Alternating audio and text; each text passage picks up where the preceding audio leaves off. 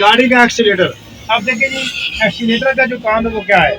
Accelerator जो है ये इंजन की पावर है। क्या चीज़ है? इंजन की पावर है।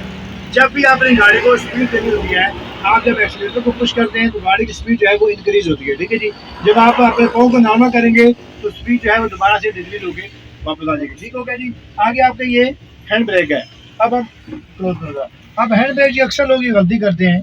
ये देखिए, ये अभी हमने इसको डाउन कर दिया, अब हमने इसको ऊपर की तरफ रिलीज किया ये।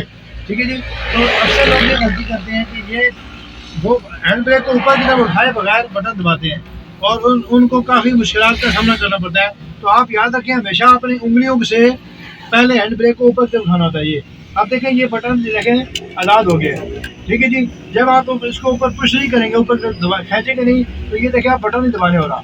अब ये चूंकि लॉक है, आपने पहले हैंड ब्रेक को ऊपर की तरफ खींचना होता है। यूँ करेंगे और फिर बटन दबाएंगे। देखिए आप ये आज़ाद हो गया। अब आप ये बहुत नीचे ले जाएंगे।